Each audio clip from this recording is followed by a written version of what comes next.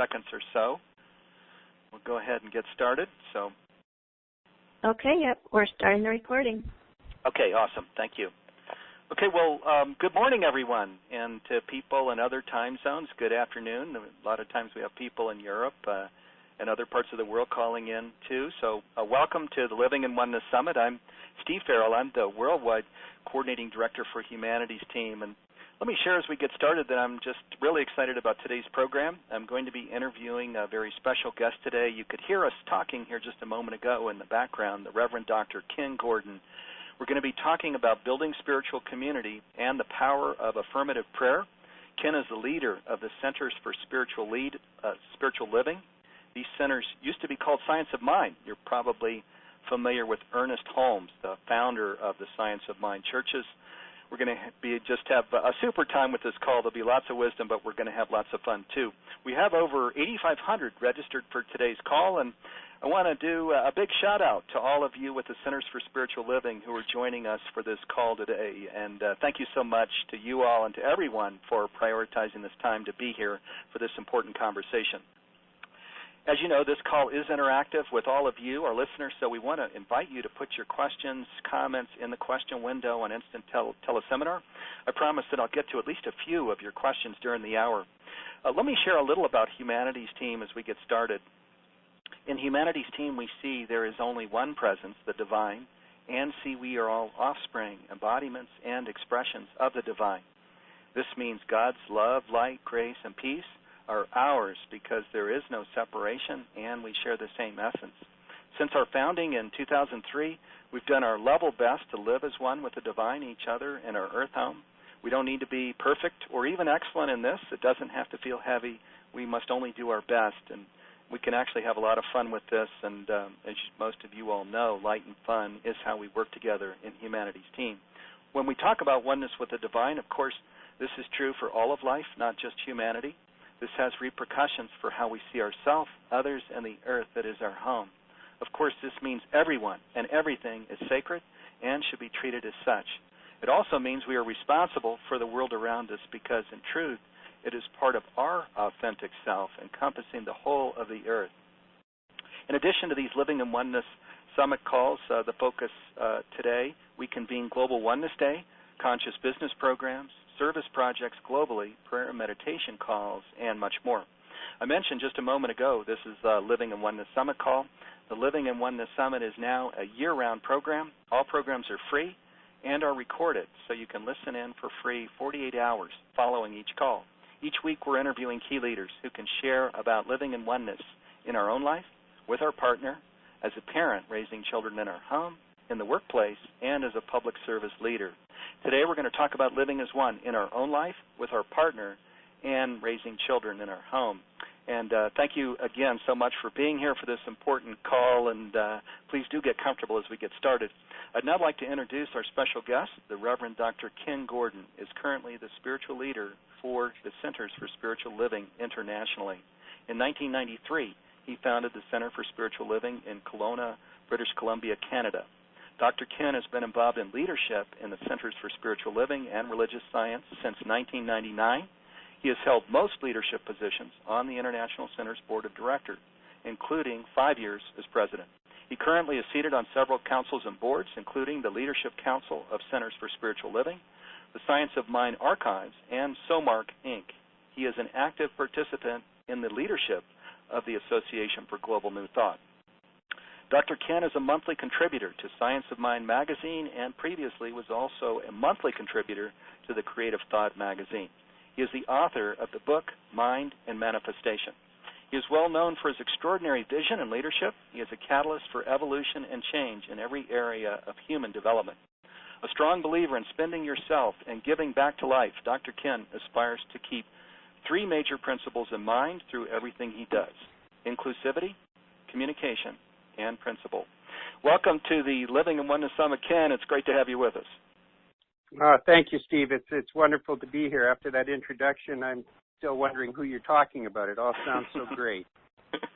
Well, we know if many of you all might have heard me and Kenn talking in the background here just before the call, he actually is extraordinarily busy. On Monday, he's heading off to Europe to a bunch of countries the Centers for Spiritual Living are all over the world. So thank you for prioritizing time to be with us, Ken. I know all of the things I shared are true, and you've got an incredibly busy calendar. So really appreciate you being here with us.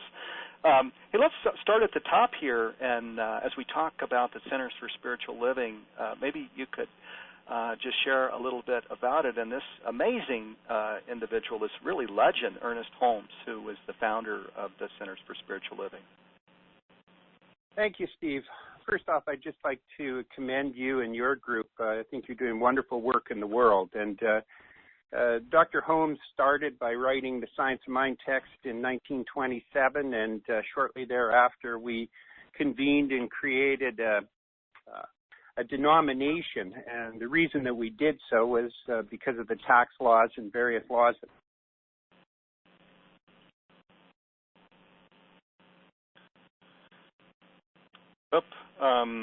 Let's see.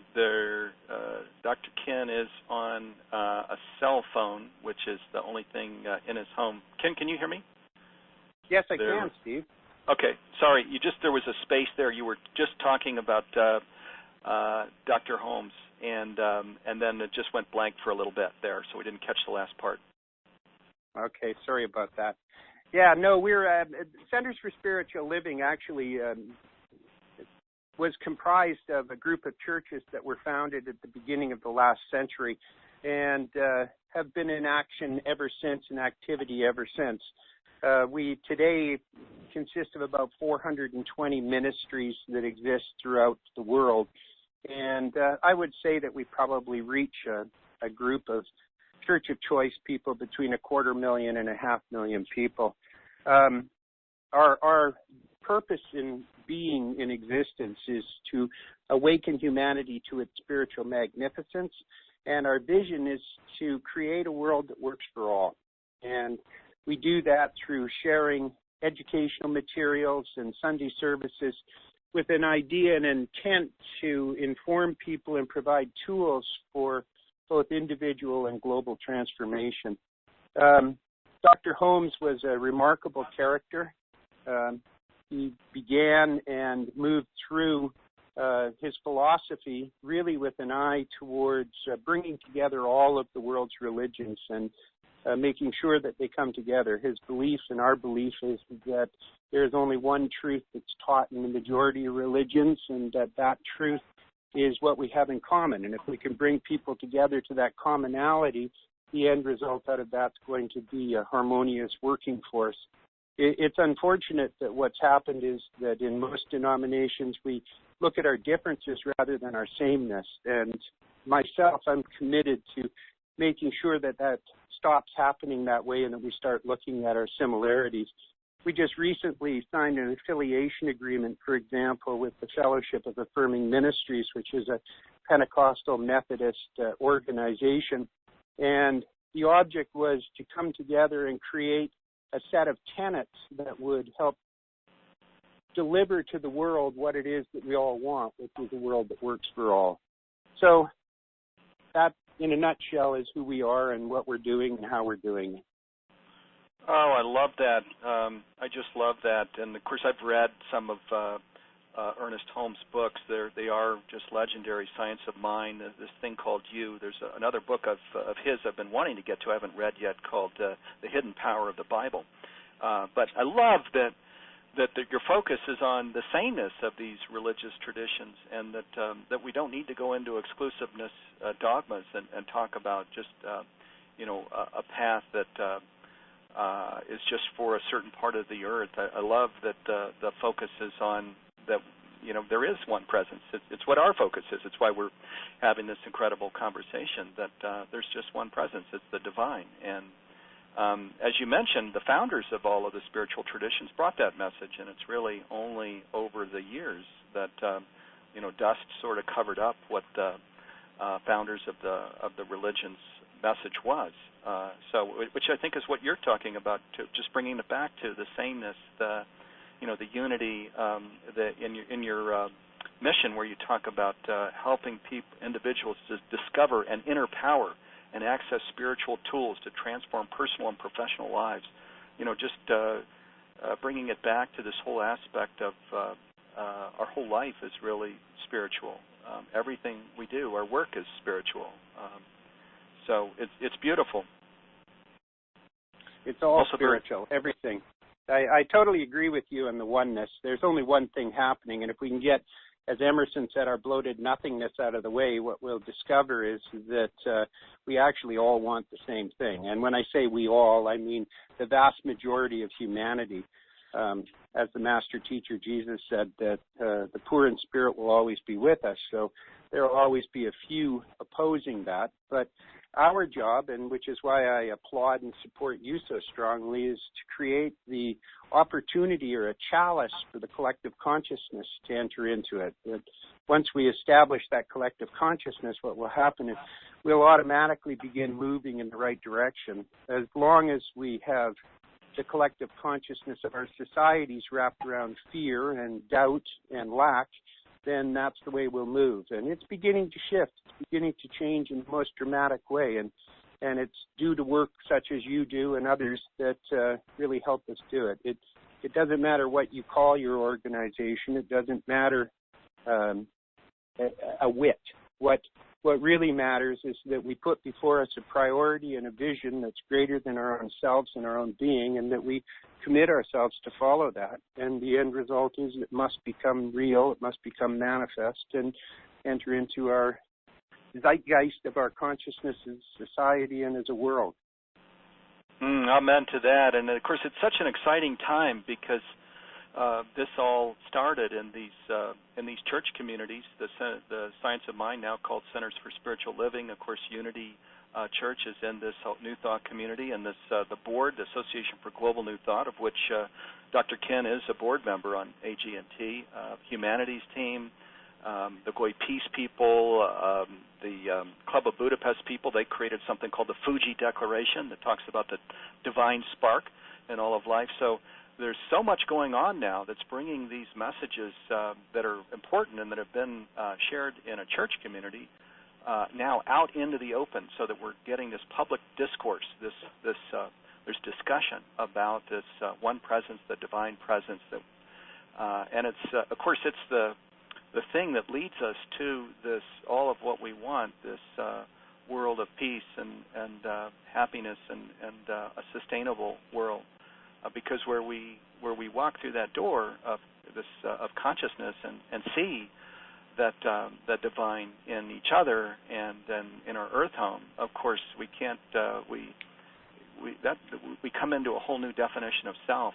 As I mentioned in the introduction, the self that we come into is where everyone and everything actually is a part of ourself. We're actually just a cell in the body of the earth or the cosmos, or of God, or the divine, this one presence. So it helps us to create this functional earth that we want for ourselves and that we all want for our kids.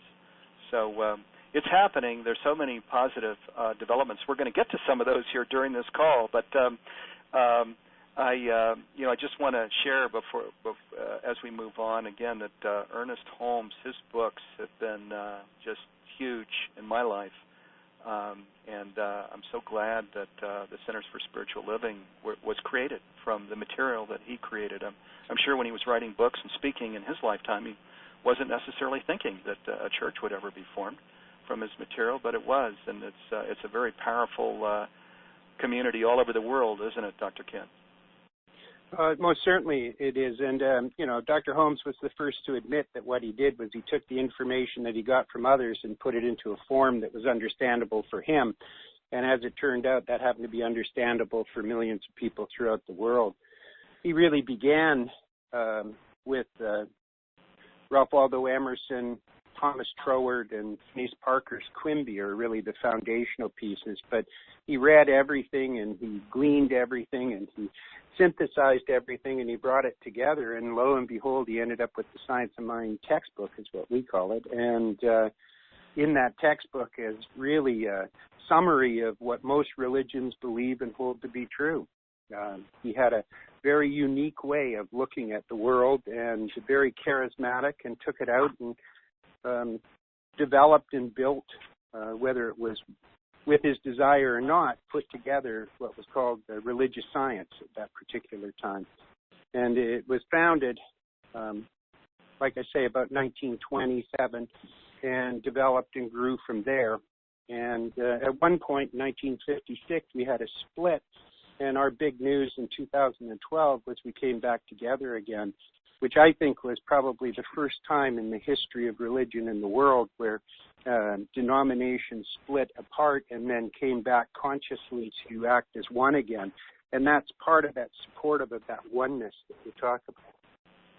Yeah, that is so awesome. I remember that happening. I think some of the meetings were here in Colorado because, of course, Dr. Roger Teal, who's also on the Association for Global New Thought, he leads Mile High Church, which is one of the largest churches in the Centers for Spiritual Living and Association for Global New Thought.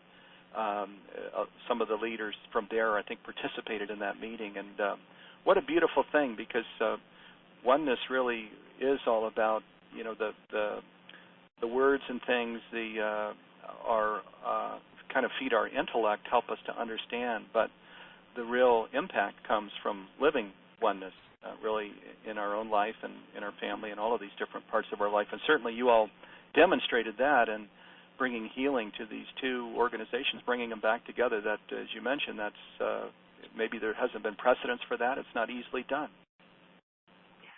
No, not at all. And our head office is in Golden, Colorado, too, so that's where our home office is based out of. So that's part of why that all happened as well. And Dr. Roger was very instrumental. He's instrumental in everything he does. It really was something that needed to be done, and it wasn't formed and wasn't brought together by the will of a few at the top. It was really pushed forward by the field itself, by the membership of Centers for Spiritual Living, and at that time, Religious Science International and United Church of Religious Science. And we came together and made an agreement that what we would do is stop looking at our differences, get rid of the myths, the dogma and the doctrine that we'd created, and simply come together for a solid common purpose to be able to help create a world that works for everyone.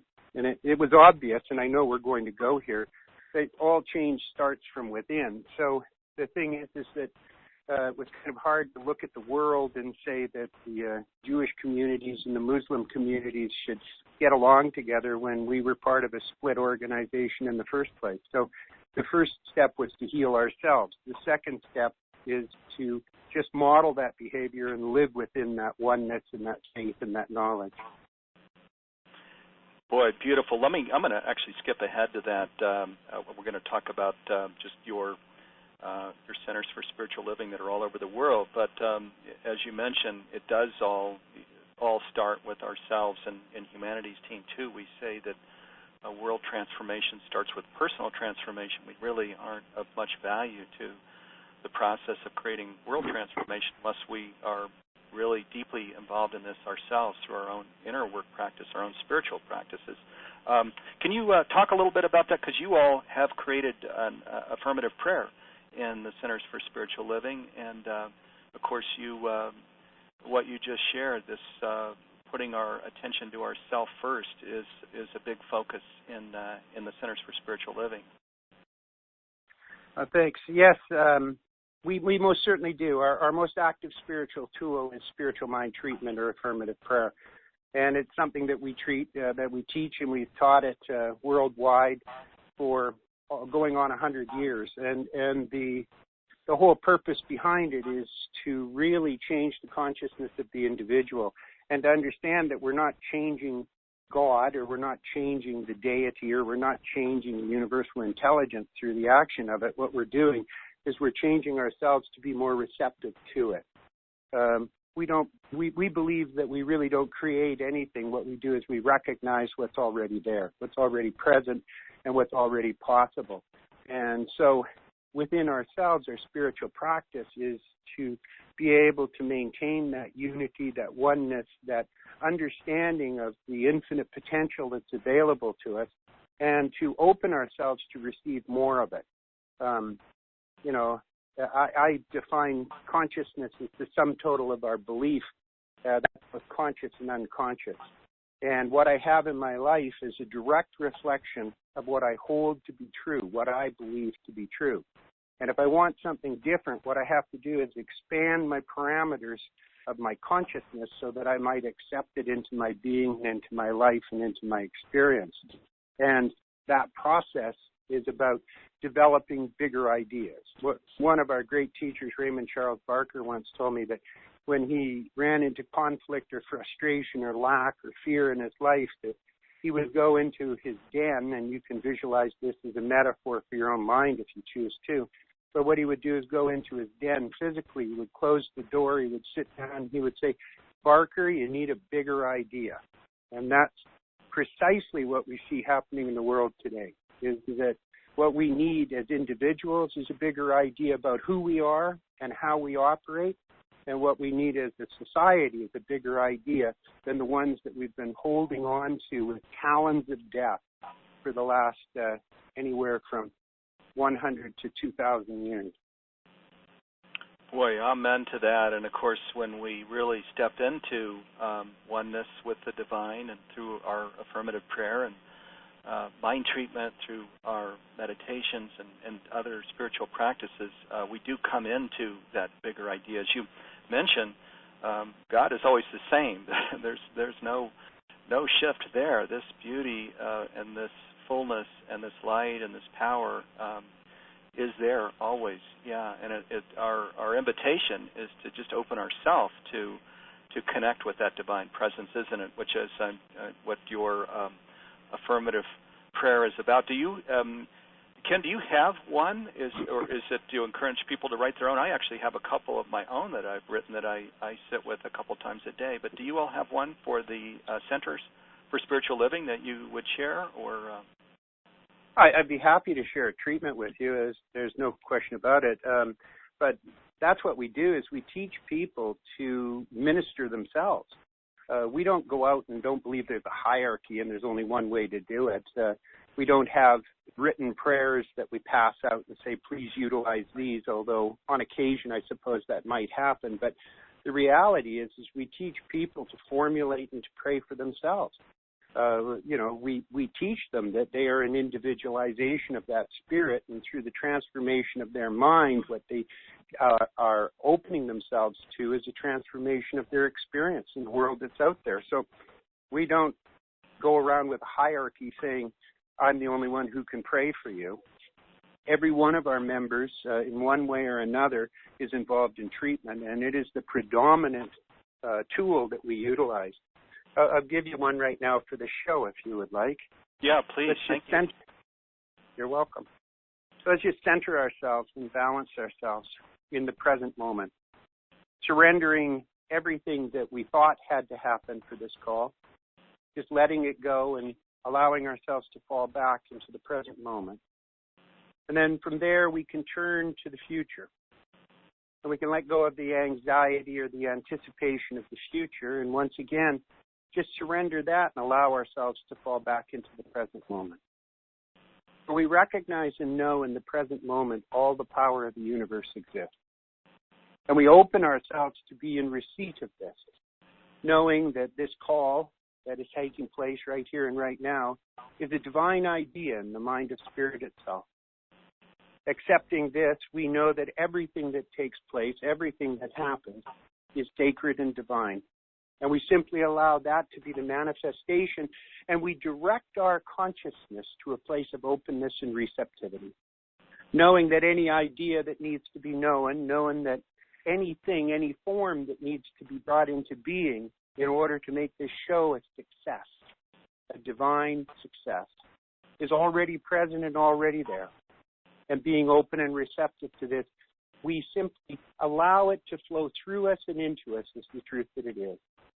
Giving joyful thanks that this is already done, it is already complete and already so, we simply surrender it back into the universal mind, which is your mind, my mind, and all mind.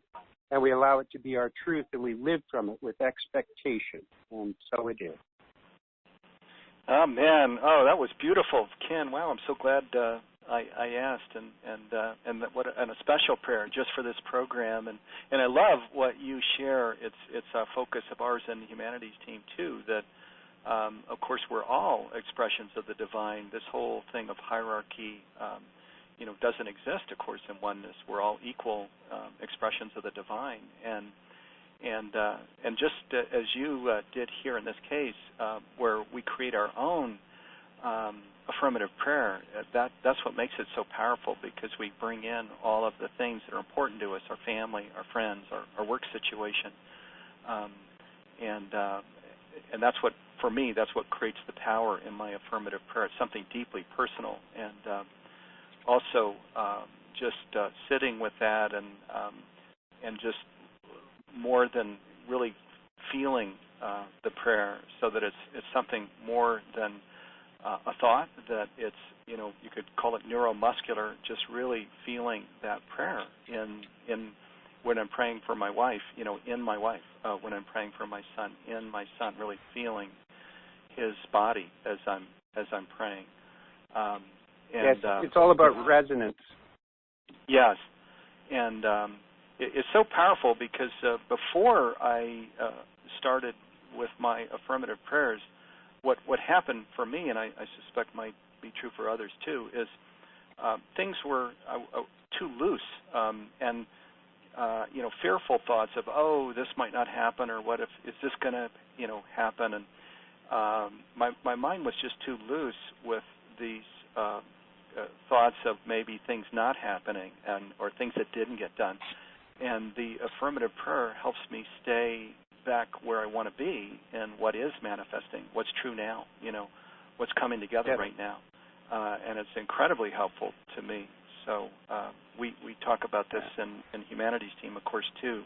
I love the second step you mentioned earlier, which was the first step, affirmative prayer, and then the second step was just really healing ourselves, embodying it, and being a model. Do you want to talk a little bit about that? That's such a key step, too.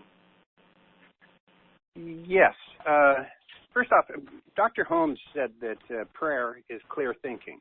It's just seeing through the dross and through the veils of life, through the veils of our own thinking, to the clarity of what's really going on and what's really happening. And to do that for yourself is to have a spiritual practice where you actually see through that argument you're having with someone, see through that conflict that might be coming up. It opens the door for you to be in touch with the love and the light and the joy and the power and the beauty, which are infinite potentialities and infinite parts of your being. And when you do that, suddenly what happens is your energy transforms, and you model it. And when you begin to model it, you attract into your life and your circumstance that which is going to nurture and support it. Now, if you don't do it, and you live a life of resistance and resentment and anger and fear, then what happens is that attracts into your life everything that's necessary to make it so. The universe only has one answer to you, and that is yes. If you think life sucks, then it'll suck, I guarantee it. If you think it's beautiful, then that too will become the reality of your experience. And everything necessary will be drawn and attracted to you, and anything unlike that will be dissolved and dissipated in your own belief system. And that's really the principle behind what we do and how we do it.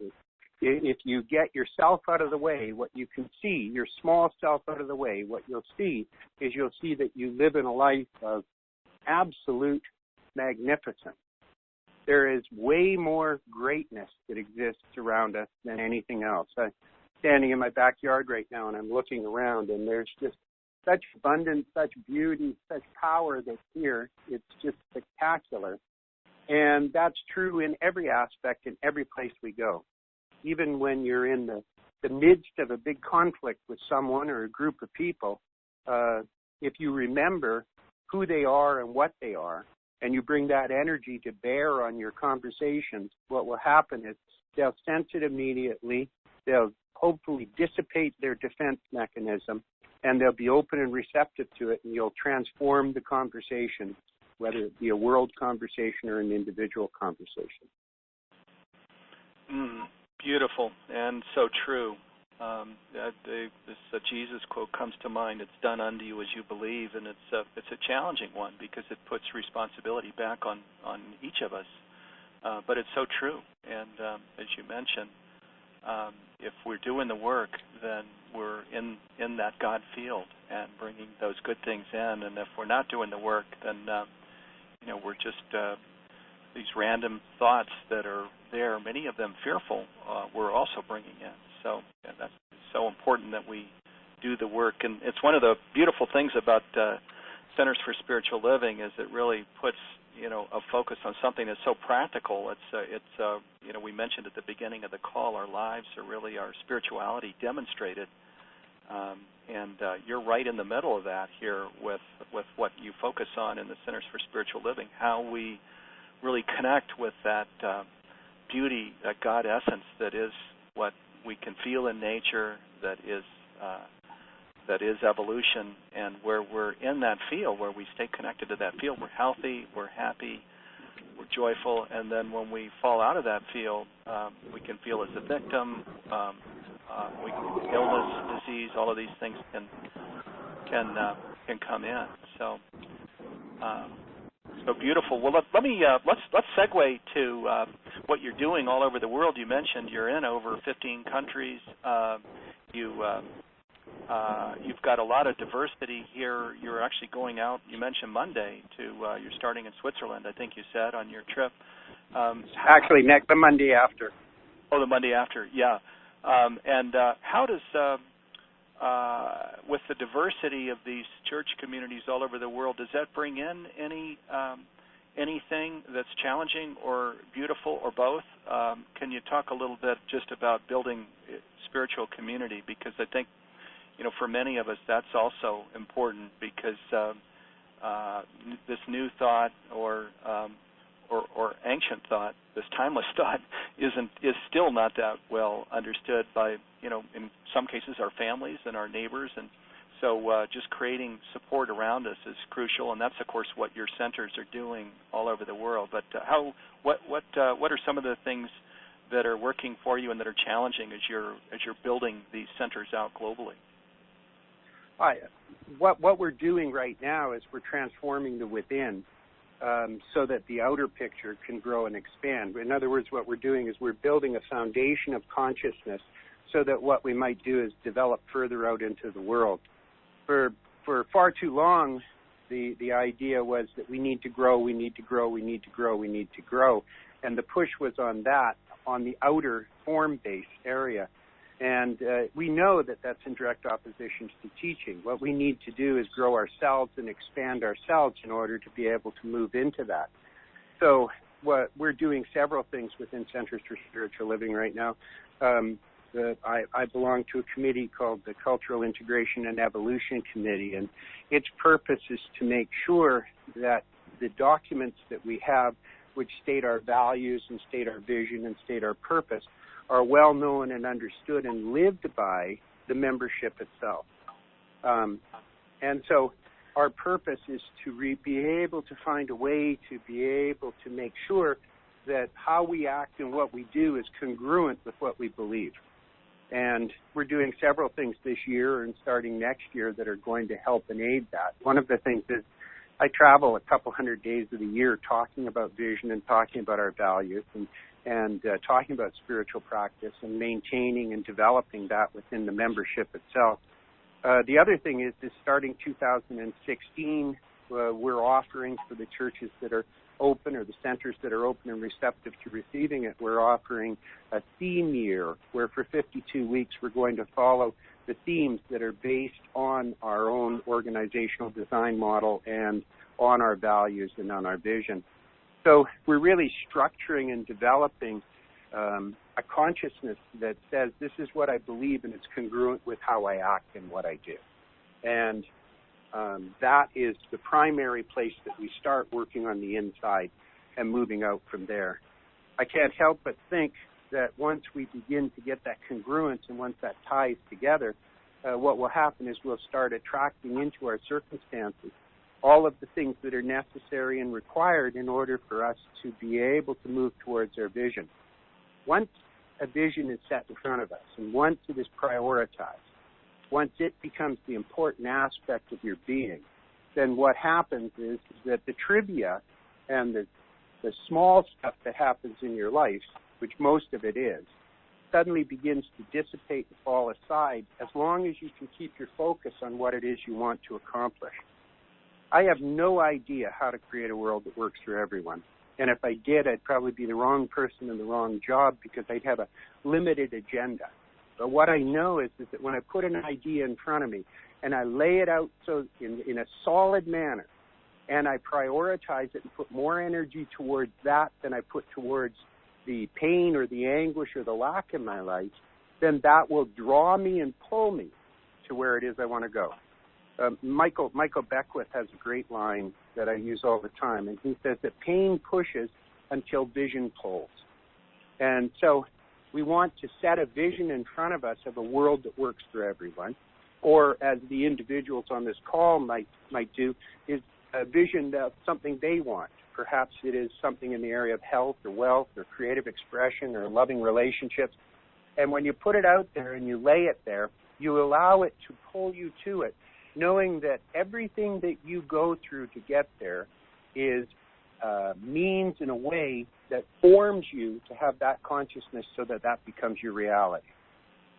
Dr. Holmes said, when thought and feeling are the same, then you'll have your manifestation. And that's precisely what we're doing on the inner work with CSL at this particular time.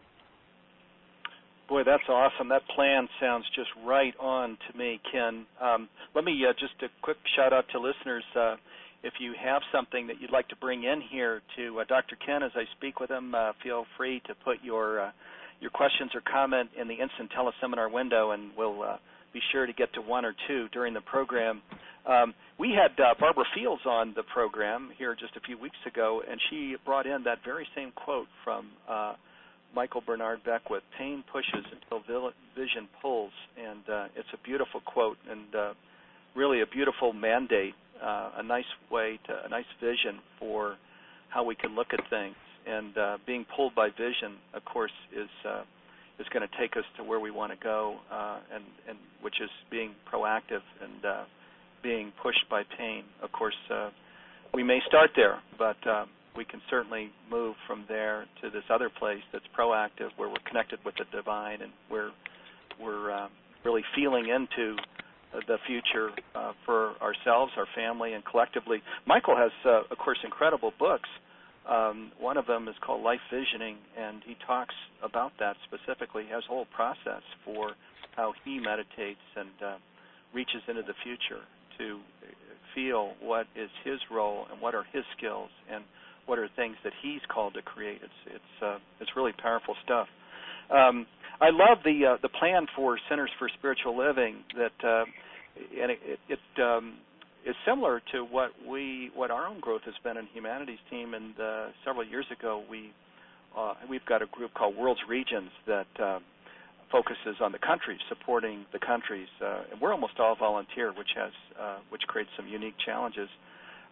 We used to create a target number of countries we wanted to bring on, and then a couple of years ago we decided, no, we don't want to focus on quantity. We want to focus on quality. We want to focus on really living the message and embodying and spreading the message and Humanities Team that way to the countries. And it sounds very similar to what you described when you said that you were instead of pushing to grow, that you wanted to expand yourself and then move into that and become congruent with what you believe, really embody the message, live the message. And I think that's so right on.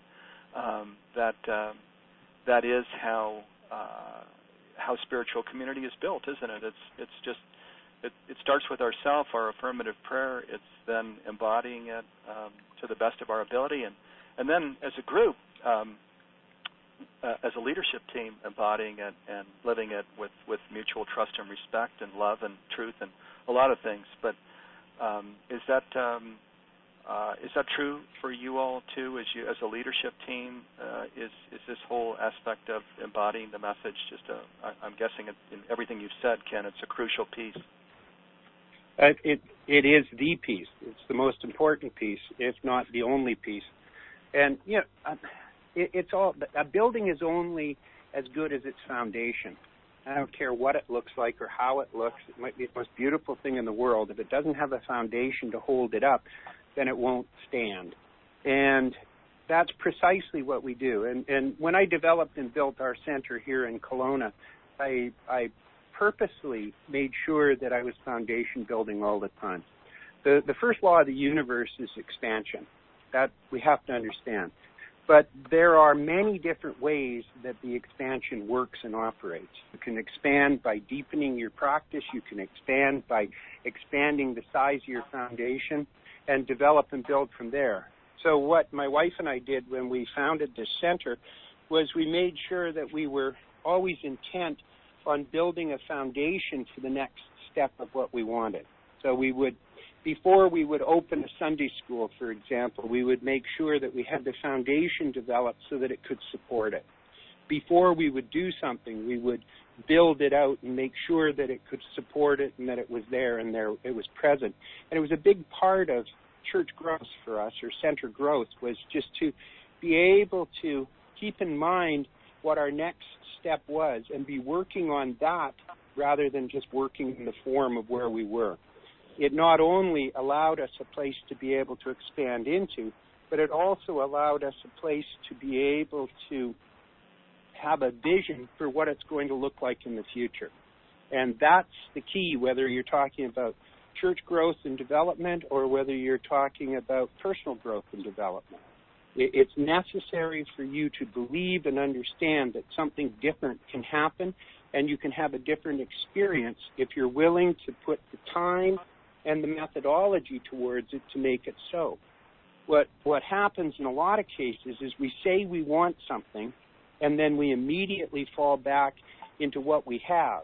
And we spend all of our time dealing with what it is that we think is in front of us instead of dealing with what's in the future.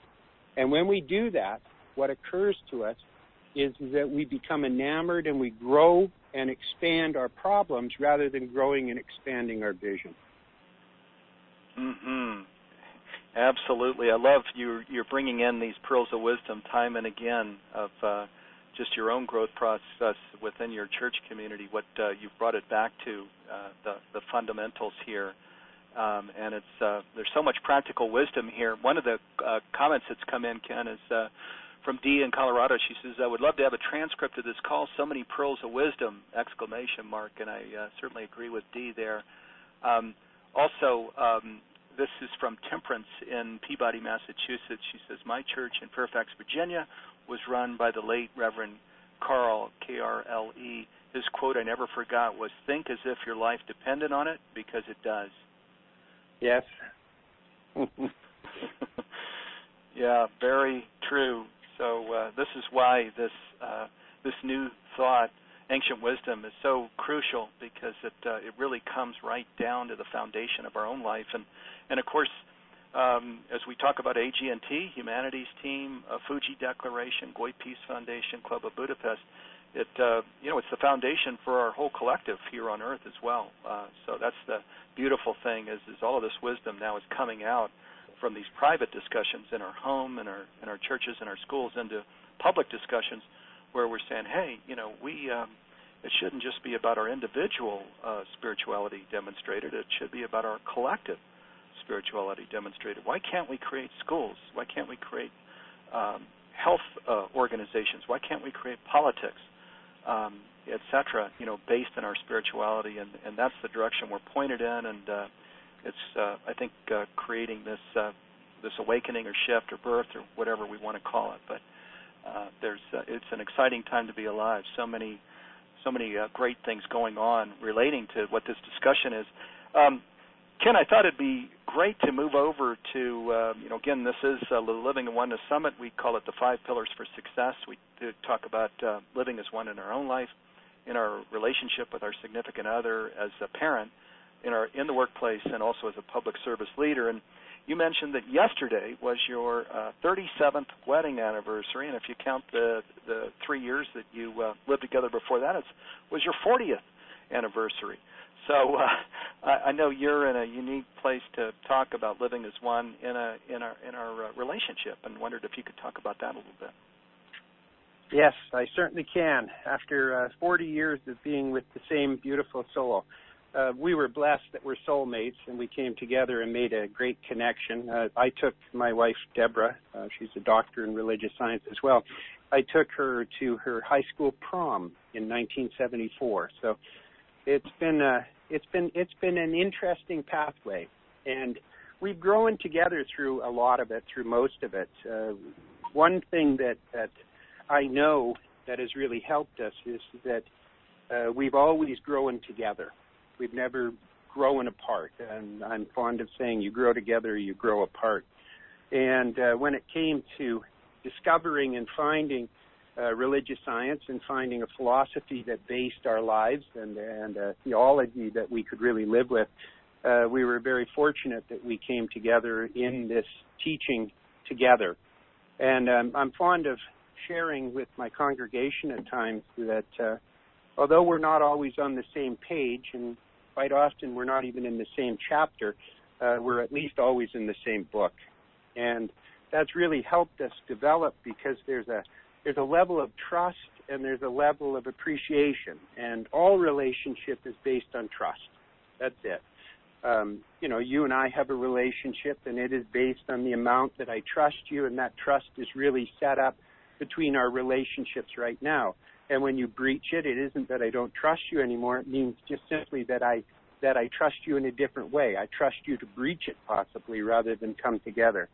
So for us in our spiritual development, in our relationship development, it really has been a matter of trusting each other as we move forward and finding that level and then securing and maintaining that level and growing it constantly so that it's less about what I do than it is about what the expectations of what I do are. And of course, if you did something consistently which was out of that picture, then the end result is your relationship would be broken and it would breach. I remember years and years ago, Deborah and I were having some relationship issues, and we went to a counselor and a few things, and nothing seemed to be working. And one day, my brilliant guru wife took me aside, and she said, I think I know what the problem here is, Ken. I said, what's that? And she said, I think you think that I'm going to abandon you and leave you. And I think that that's why you're so defensive, and you're gearing yourself up to heck with this, I'm out of here before you're out of here, so that you don't get hurt. So I'll make you a promise. And I said, okay. She said, I will promise you that I will not go anywhere for 1 year, and we'll see what happens with it.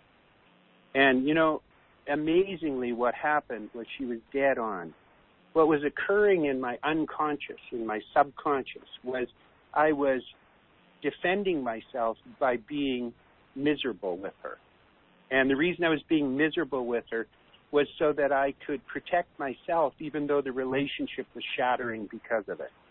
And the minute that she said that she would stick no matter what for a year, what happened was it gave me the opportunity to set aside my sense and my feeling of abandonment, my sense and my feeling of betrayal, and instead to step into the relationship in a fresh and new way. And I swear within 3 months, we were right back on the beam, right back on track again. And it had nothing to do with her. It had nothing to do with my relationship with her. It had to do with my relationship with myself. And the minute that I healed that, or that I was given a break, and I can't say that it's even healed today, but I will simply say the minute that I was no longer threatened by that, that was the time when I could start really being the truth of who I am and the person and allow my soul to come out. And at that particular point, the healing, the wholeness of our relationship came back together.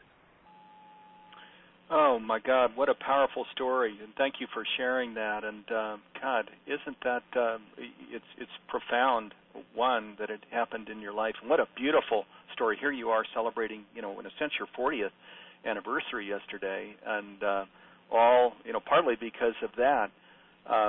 Also, just this, I think, bringing out that even in the New Thought community, in our oneness community, that we have relationships that are going to be under stress, and that we're going to seek out a conscious a counselor. My wife and I have done that, did that years ago too.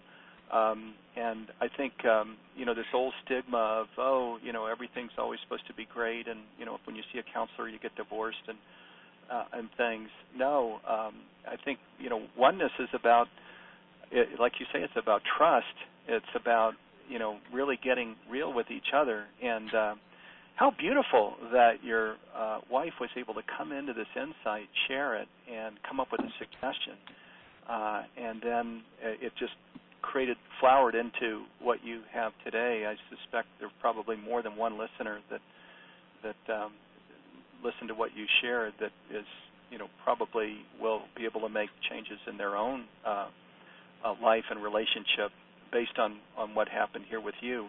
As well, there's something very powerful in that story, and that is so often, I think, when we are looking to change something, a relationship, our partner, our son, our daughter, it really comes back to us. I know in my own life that's been true of if my son would only do X, Y, Z, if my wife would only do A, B, C. I don't have any, I have a certain amount of control as the dad, as the husband, in terms of things that I can say, expressing my wish for the other. But what usually is most powerful, what usually produces change, is what I do with myself in my own life. I just become a more loving person. That's where I've found the real payload that as I'm looking for change in another, it's really to change myself. So, it's all about about the clear thinking. It's all about really appreciating where you stand in the circumstance and the situation. When my daughter, who's now 32 and the mother of my grandchildren, when she was 16, I got the proverbial phone call one night, and the call is, Dad, I'm at a party and I won't be home at my curfew, which was midnight. I said, well, that's okay, honey, I'll come pick you up. I'll come get you. She said, no, you won't. No, I'll get a ride home later. I said, no, really, I'll come get you. No, I'll get a ride home later. And finally, she hung up on me. And, oh, my gosh, that was a terrible night. And she came in at 3 o'clock in the morning, and her mom put her to bed, and that's fine. But the key is that I knew that I had played a part in whatever was happening and what was going on. And my first instinct was to be rageful. My first instinct was to figure out how I'd punish her for daring to hang up on me and not meeting her curfew. And so I did my spiritual practice. I went and I took a look at what was really going on, and I came to this conclusion. Here was this beautiful 16-year-old girl who I had raised, who I believed was a good person, who I knew was a responsible person. And she had developed and grown, and I hadn't allowed that to happen. I repressed it somehow. I was still treating her like a 3-year-old. So the next Monday when I picked her up from school, I said, we have to talk. And she gave me a whatever kind of look and sat there on the side of the car. And I said, no, I need to let you know something. She said, what? I said, I need to let you know that I apologize. I'm sorry. I know you're a good person, and I know that you're reliable, and I know that I can trust you. The problem is that I still look at you like you're 2 years old, and I'm still trying to take care of you. And both your mom and I are going to need you to have patience with us as we grow out of that. We love you so much, we don't want you to be hurt. And so by doing that, what we're doing is we're restricting you. And so I will not restrict you anymore. I trust you, I love you, and I'm sorry that had to happen the other night. So I ask you one thing. Will you please be patient with us as your mom and I grow into the idea that you are a young woman and that you're capable of taking care of yourself? And I'll tell you is that we never had another issue. She would phone when she was going to be late, and she was exactly the person we thought she was. But when she hung up the phone, I thought she was a different person than the one that I really knew. So by seeing clearly who it was that I was talking to and taking the responsibility of the transformation of the idea onto myself rather than trying to lay it off on her, project it onto her, what happened was the healing occurred that was necessary during those teenage years. Oh my God, what a love story that is. Just again, thank you for the honesty of what you're sharing, Ken, and then just what you did in this situation where you and your wife came together and talked about it and could see that it was a growth thing that you all needed to step into, and then to communicate that so clearly and honestly to your daughter. Wow. I mean, I'm sure that you all must have become so much closer. Talking about making a lemon into lemonade, a bad situation. I would think after that conversation, she would have really just been just incredibly moved by what you shared. That's what we can do with everybody. Yeah, well, isn't it? You said it all comes back to trust, and mutual trust and respect, and which of course, love is the fruit of that. And so we in our early days in Humanities team, we had a coaching workshop for the leadership team, and a group called the attendees consulting came in, did a pro bono workshop for us, and we had 4 or 5 days set aside for a workshop, and they said as they opened it up, hey, it's really as simple as it's about mutual trust and respect. I mean, that's really what it all is. So where you can create that together, you can go to the moon, and where you don't have that, you don't go anywhere. Right. And so, yes, so crucial. Boy, there are questions here. I'm so sorry we can't get to them. Ken, I might send you a question or two, and I don't know that you have time to respond to other questions, but thank you, listeners, for coming in with the questions. I was able to get to a few during the hour. This is the challenging thing in a call such as this, is we can't get to everything, but wow, so many pearls of wisdom shared. Ken, what website can people go to follow the Centers for Spiritual Living and you? CSL.org will get you onto our homepage, and from there you can find most everything. If you want to make connection with the Kelowna Center, that would be cslkelowna.org, and that would get you onto my center's website, and that will allow you to be able to visualize and see most everything you want to do. Okay, awesome. That's cfl.org and cflkelowna.org. So not F, S. Centers Spiritual Living.org. CSL. Yeah, thank you. Right. Or Centers for Spiritual Living. Yes, CSL.org. CSLkelowna.org. Thank you. Well, let me just share. Ken, I want to thank you so much for being here. I'll thank you again here before we close the call, but it's been incredible. I want to just get to a few things here for our listening community. First, our program, of course, is about oneness, so I want to invite people to join something Humanities team recently created. It's called Community Circle, and we created it end of last year for those who wish to journey into this deeper, richer place, experience of oneness with the divine and each other. We provide all of our audio links for free this year, last year, years before. There's a huge archive. They're all provided for free. There's a Facebook community where we support each other and other conference calls and things. And it's only $10 a month. We intentionally set the price low because we are all over the world. We're actually bigger outside of the U.S. than we are here in the U.S., and budgets are tight. So it's only $10 a month.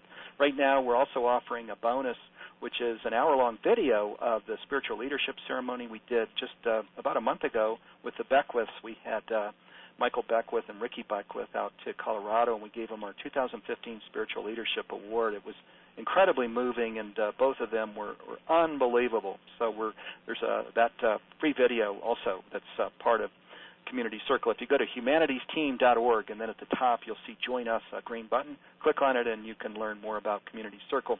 We also have some exciting programs that are coming up. I want to share real briefly what they are. Our next call is next Tuesday. It's on June 30th. It's at 12 Pacific time. Dee Meyer and Nanette Kennedy are going to be talking with Kenji Kimura about his process for living as one. He has a 11-minute attunement that he's doing that's really exceptional. He's been with us a few times, and he's amazing You get a huge call attendance because he's really quite extraordinary. That's Tuesday, June 30th at 12 Pacific time.